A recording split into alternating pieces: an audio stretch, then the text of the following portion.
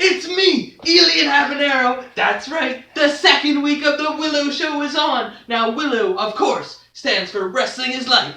Life is Wrestling. Now, usually on a Monday, I do a review of the weekend, but I have something special in store for the show today. Recently, I watched the movie Beyond the Mat, and there was that Roland guy in there, and it got me thinking, he does not have anything on Ike Shaw. Now, for those who don't know, Ike Shaw was the man who ran the school that I first went to for training. So the story goes a little something like this.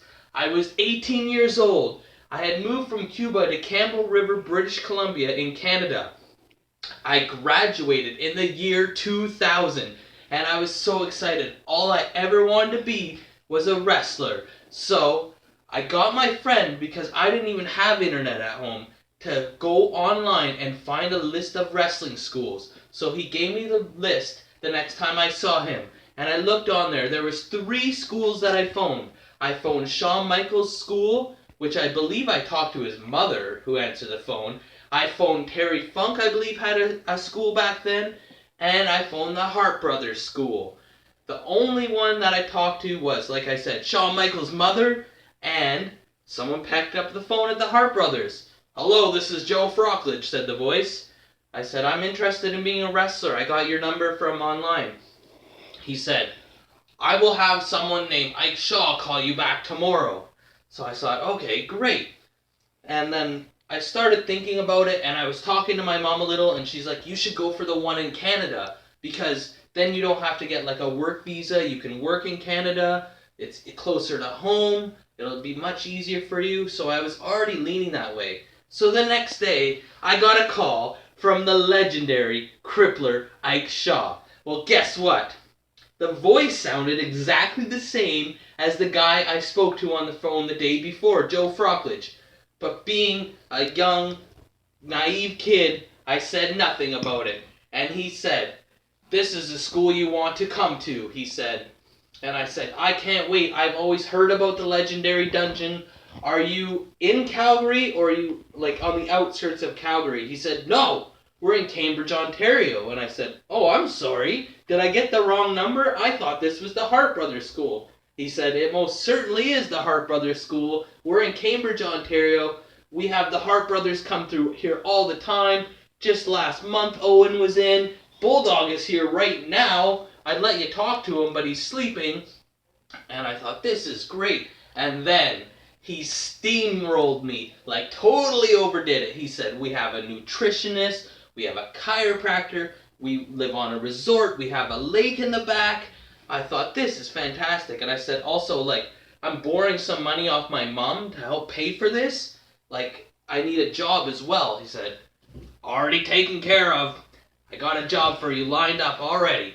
So I thought, this is meant to be. And not only that, all the other schools, not only were they in the States, but this school, he said, "You can live here. It's part of your tuition." I thought, that's awesome. I don't have to get my own apartment. I can live in the wrestling school. Like, oh, is this like the perfect thing ever or what?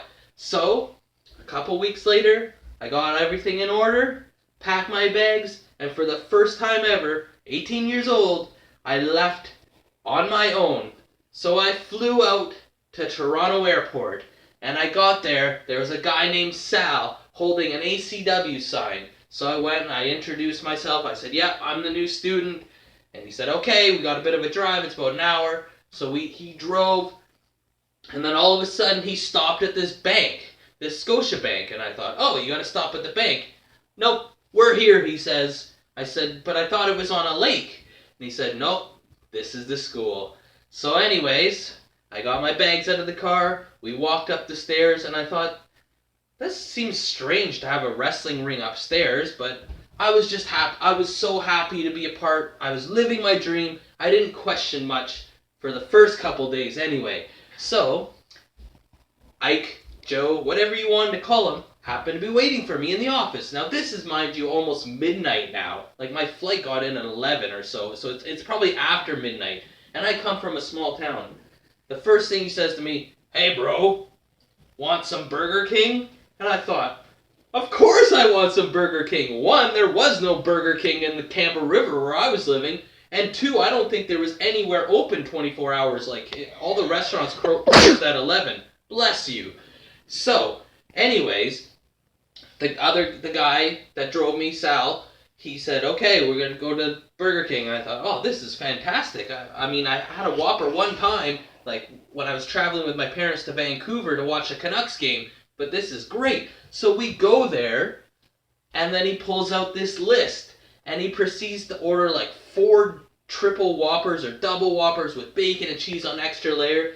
And the ladies at the drive-through window, they start laughing. They laugh so hard, and they're like, sir, is this a joke? And he's like, no, I'm sorry, this is no joke.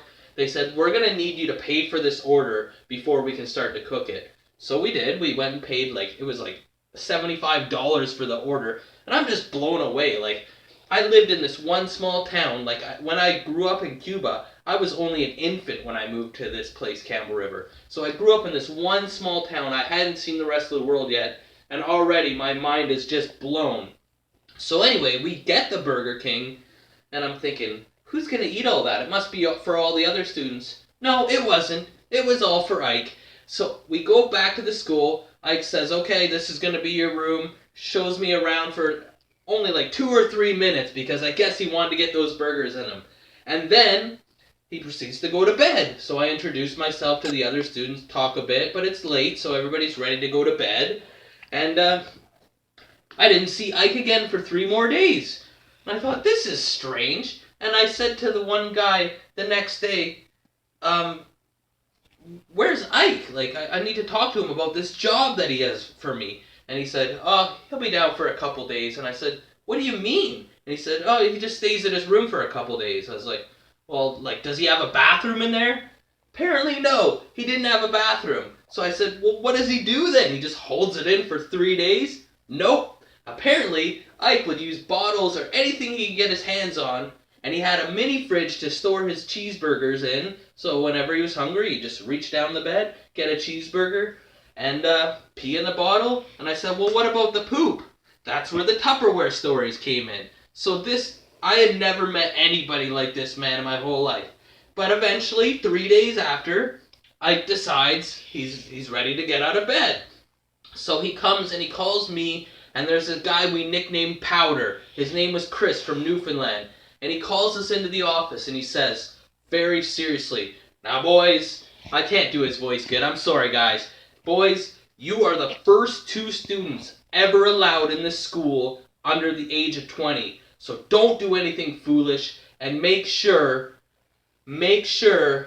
that you don't set a bad example. Otherwise, Waldo is going to never allow young students in here again.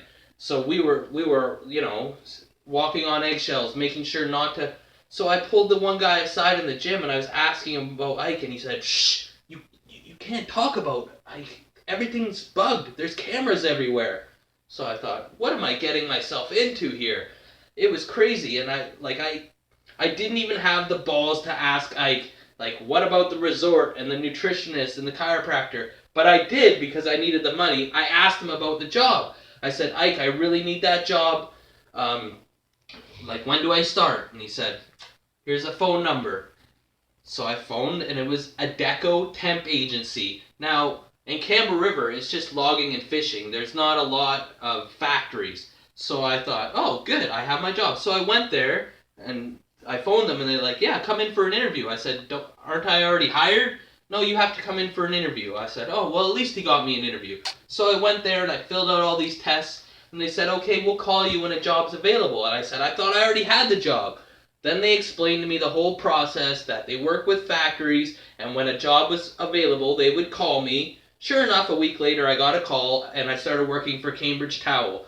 Now, there is so many funny Ike Shaw stories, and this is just the very beginning. So if this gets a good response, I will do part 2 soon of my first show under Ike Shaw, training without Ike Shaw, and a whole bunch of other hilarious stories. But I also want to say, there's Ike Shaw on Facebook. Search it. It's an account where people go and share funny stories about Ike Shaw, and that's where I've been thinking about it a lot. And there's also this book, by Ben Nelson Creed. I know I showed it once before, but it's a great book. It's called You're Gonna Hurt Yourself by Ben Nelson Creed. I got it on Amazon. It was not very much money. It was worth the price. I've read it twice.